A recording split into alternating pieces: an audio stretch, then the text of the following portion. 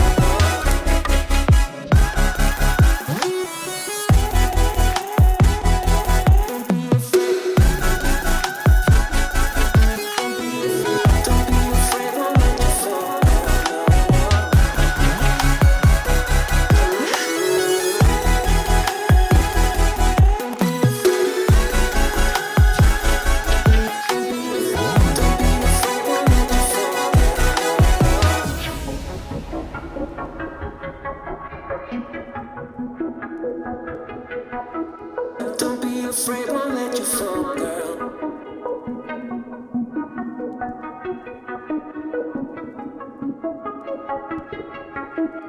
Don't be afraid, won't let you fall, girl.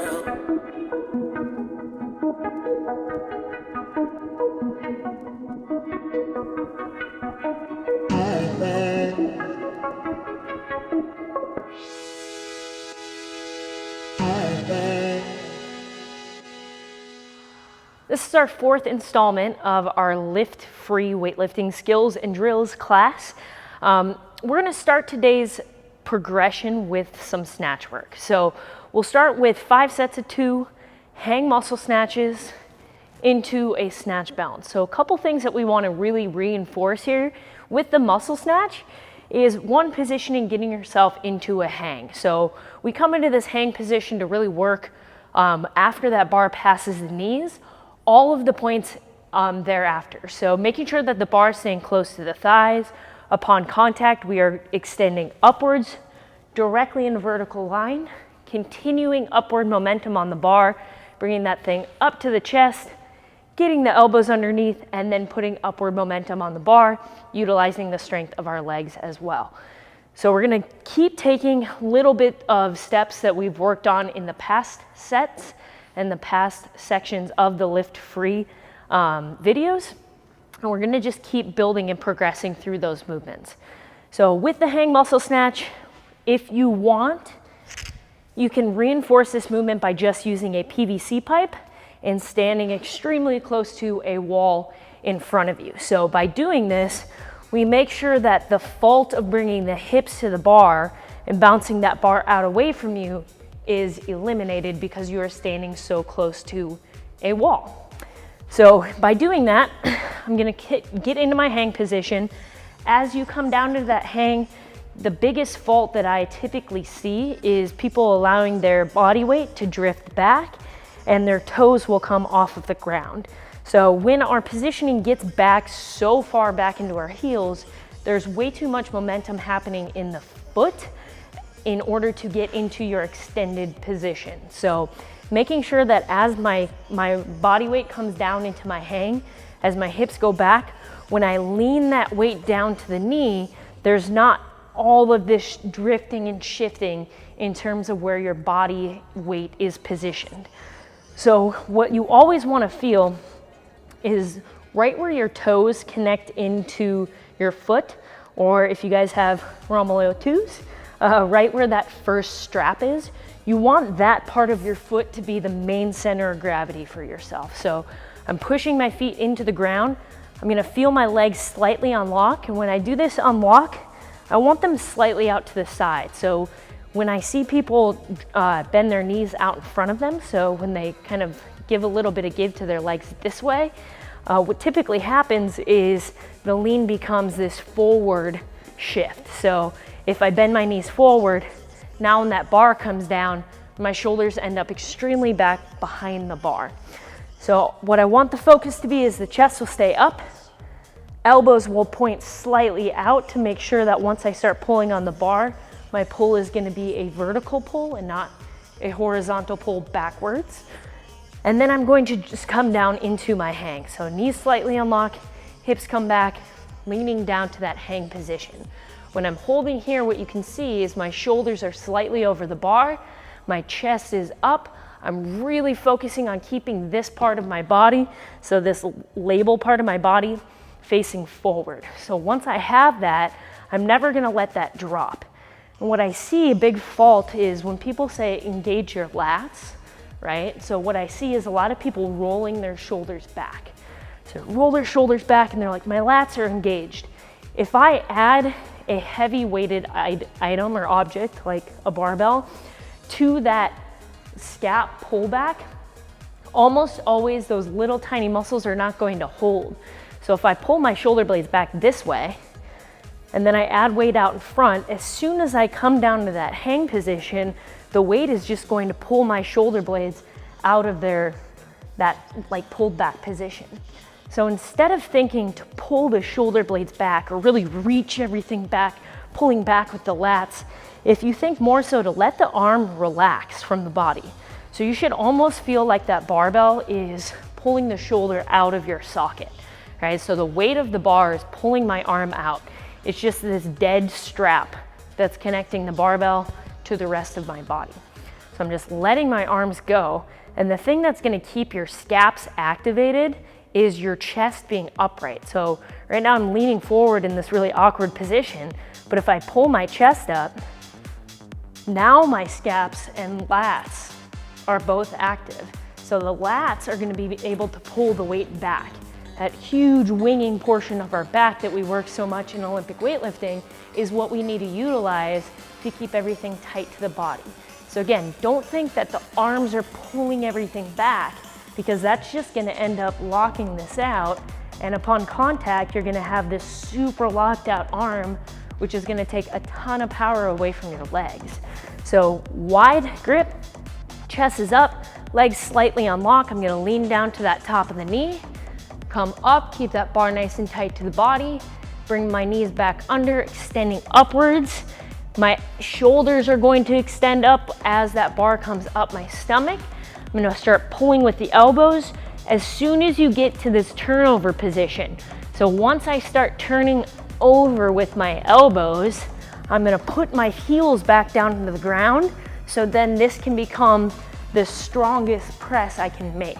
Because as soon as you start adding weight to this muscle snatch, you're gonna get to the position where you get underneath with the elbows and then everything just stops. Or you end up kind of tiptoeing your way out as you end up pressing the bar up and overhead. You wanna allow yourself the best platform to press from as your heels are coming back down into the ground. So making sure that you're pushing through nice and solid.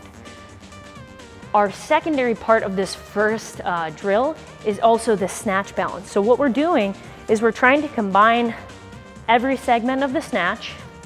And we put the bar behind our head and we combine the element of getting underneath the bar and making sure that our feet are hitting the same time our arms are locking out. So in making sure that timing is proper.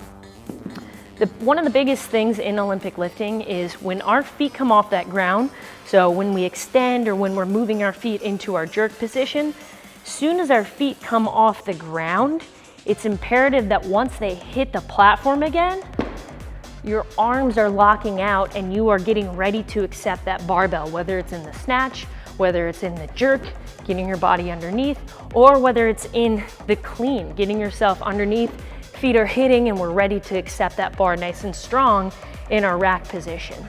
If that timing is off, so if the feet hit and the barbell is still moving, almost always it's gonna come back down and collapse on top of your body. If your arms lock out and your feet haven't hit the ground, then you're even in for even more of a disaster, because your feet are on the ground and the bar's just gonna stop moving. So almost always you just miss that lift. So the snatch balance is going to help with that. Biggest mistake that I see in the snatch balance is when people have the bar behind their head, elbows underneath the bar, is a dip and a drive. So we get this upward momentum on the bar and then just a complete drop into the bottom of their squat with no tension. So now it's just a race from you and the bar, between you and the bar, to get down to the bottom, which is scary. So what we want to think of is this bar's up and overhead. This is very similar to a jerk. So I'm going to dip and drive and make sure that my arms are locking out. I'm up and locking out here, and then riding that thing down into my squat. So elbows underneath, chest is up, I dip and drive. I'm not just dropping and hoping that I get down to the bottom before the barbell and hoping that my arms lock up before the barbell. I'm dipping, driving, catching, and then slowly with control, bringing that bar down to the floor. So dip, drive, catch, and then nice, strong, controlled overhead squat. The more practice you get in these, the better you get at the timing, the faster that can be and the smoother those transitions can be to get that lockout tension and the overhead squat in the same movement pattern. Okay, so going over this drill, I'll kind of do these the way that I'd like to see you do them. So I'll grab my barbell, get myself set up. Chest is up. I'm gonna come down into a hang position. Come up, hang muscle snatch. Bring that bar back down. Hang muscle snatch. Bring the bar down to behind the neck. Snatch bounce.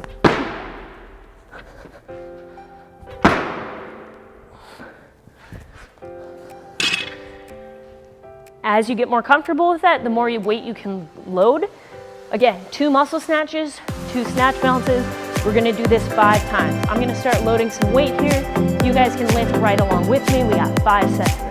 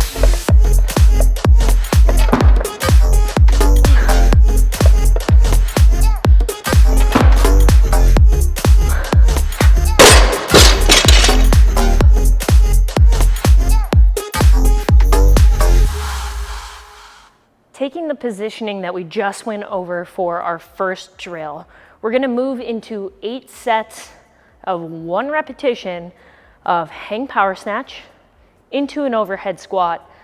Set the bar down, drop it, and then we're gonna go into a full snatch, holding that bottom position for 3 seconds.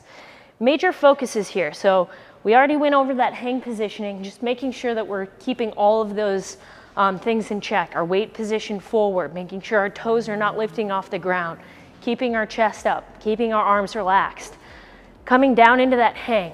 Now when we go into the power snatch, we're combining that little dip and drive from the snatch balance to incorporate that speed and make sure that our timing is proper with the element of actually snatching now. So we're gonna hit that same extension, just like we did in the hang muscle. Now we're gonna pull and move our feet at the same time, making sure that you're adding that dynamic effort to get yourself underneath the bar. So when we extend, give yourself a little time, let that bar start to come up, and then we're pulling and punching our body into that catch position, ensuring that our chest stays up so we're not diving through the bar. When we secure that thing overhead, we stand up out of it, come down into your overhead squat, and get comfortable in that bottom position. So now that you have the dynamic element of getting underneath it in your power snatch, we're gonna try to secure that dynamic movement with getting underneath the bar. So you've come underneath the bar in your snatch balance, really got a good feel for what that felt like to get underneath and the good timing of your bar catch. Now we're doing a full snatch. So major faults that I see when people go from the power snatch, which is usually a comfortable movement for most, obviously once you understand how to snatch, but it's usually a comfortable movement for most. And then we go into the full snatch and people are like, oh, I'm scared to get underneath it.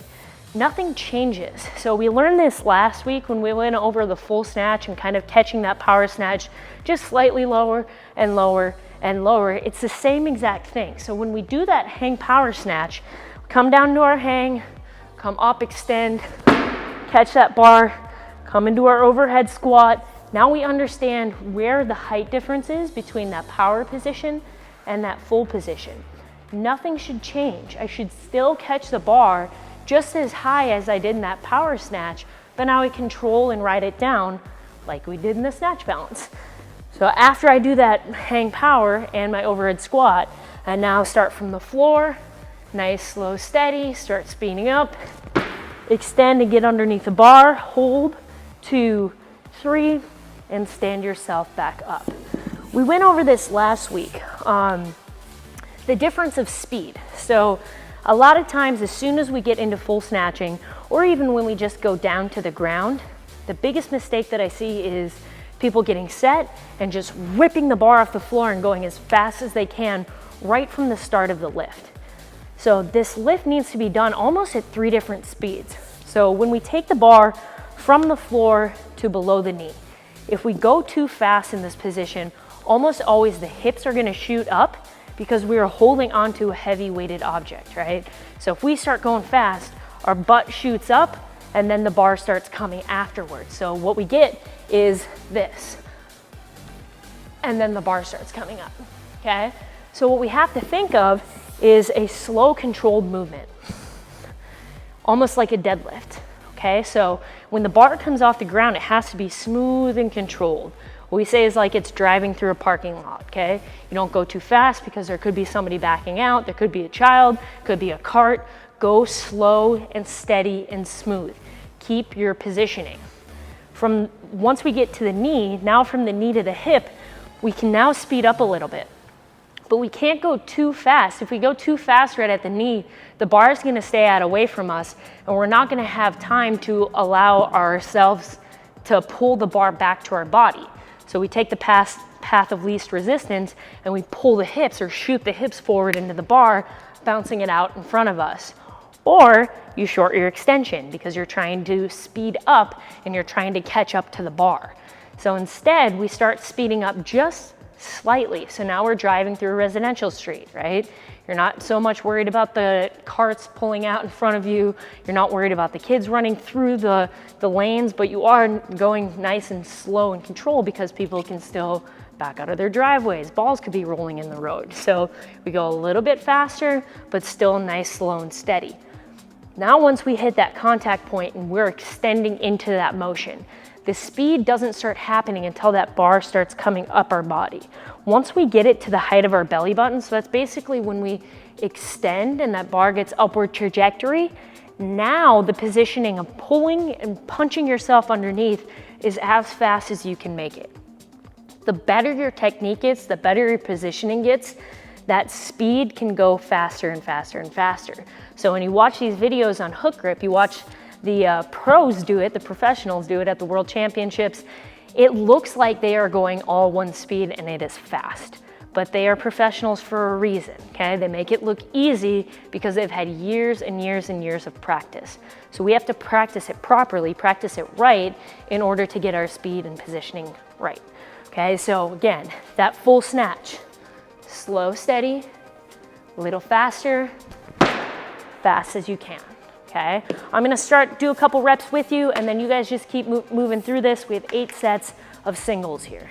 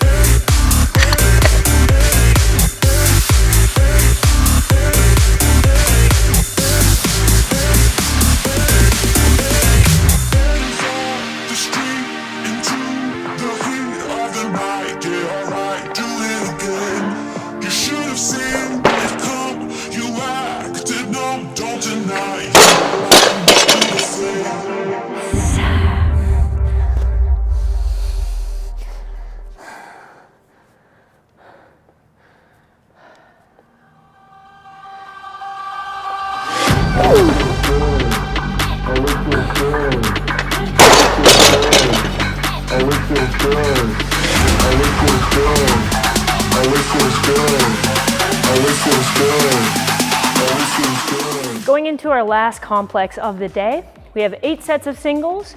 You can do a power clean from the floor. Then we're gonna practice a clean without moving our feet. And then we're gonna go into a push jerk. So now we're combining that clean and the jerk into one motion.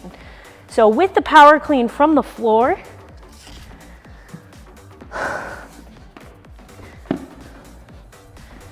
we're thinking that same exact speed as the snatch. So slow, steady from the floor.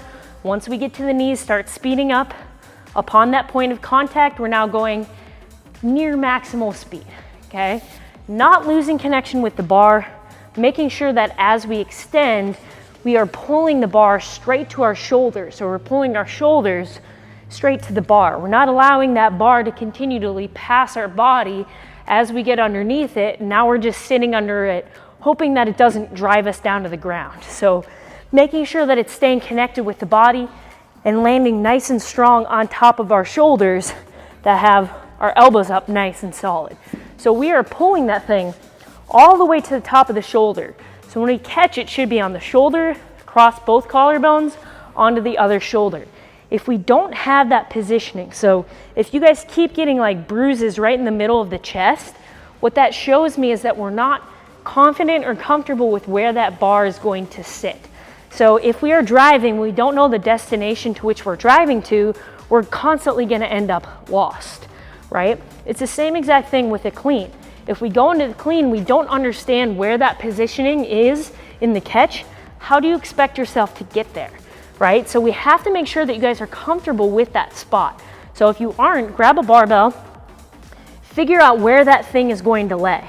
Let go of the bar, straighten your arms. There should be no movement left in that bar. Bring yourself back to that position, move your arms. Get yourself comfortable and confident with where that end position is going to be, so it ends up being one fluid motion, not a catch and then a lift of the elbows, because that's just gonna constantly hit you in the chest, and eventually you're gonna get enough weight on the bar that you're not gonna be able to successfully clean it. So our first movement is that power clean. Weight starts on the ground, hips are down, chest is up, shoulders are over the bar. Weight should be forward in the foot, making sure that I'm pulling up with my chest, my arms stay relaxed. Remember, this portion of the lift is a deadlift. So I'm pushing my feet to the ground, I'm feeling that bar like stretch my arms out, starting to stand. Once I get to the knees, I start to speed up. Once I get to that contact point, I extend up, bar comes up to my belly button, and then I pull and catch that bar nice and strong. I'm gonna bring myself back down to the floor. So when you clean, your feet have moved from underneath your hips to outside your shoulders. Once they're outside the shoulders, on your second clean, you're gonna keep them there. So there should be no foot movement, just speed underneath that bar. When I come up into my push jerk, main thing that I'm thinking of is that dip happens. Elbows are not up in this front rack position anymore. They're pointing down and out, but still angled in front of the bar. So once I'm here, I'm getting my weight back into my heels, dipping directly down as if my body is a spring. Okay, springs cannot be dispersed forward or back, or else you're gonna lose power. So I'm just compressing my body down, pulling it slightly down, extending and driving through the hips, letting that barbell reach the peak epitome point of my eyes and my eyebrows, and then dropping down and catching that thing up and overhead. The timing is very similar to your snatch balance. So if you're thinking of that, just think of dip, drive, drop, and catch. Okay, so we're working on that motor pattern, making sure that we're keeping good contact with the bar the entire time, good connection with the bar the entire time. So again, what this is gonna look like: power clean,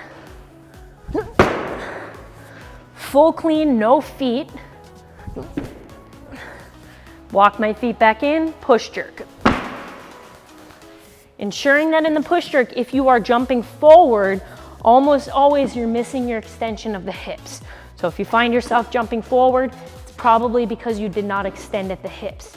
If you're jumping backwards and catching the bar out in front of you, pay a little bit more attention to the extension of your drive. Extend a little bit longer. Keep your feet on the floor just a little bit longer to make sure that that bar is driving off of the shoulder.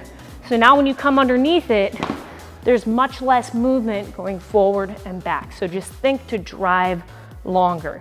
This is the first time that we are combining the clean and the jerk. So if it is uncomfortable for you, just continually practice, keep it light, and make sure that you're working on good motor patterns, good positioning before we add that weight. Again, I'll do a couple sets with you. You guys continue to lift with 8 sets of 1 time through. Power clean, clean without moving your feet, which means you need to be quick, fast, and make sure you're pulling that thing to the shoulder, and then 1 push jerk to finish off that complex.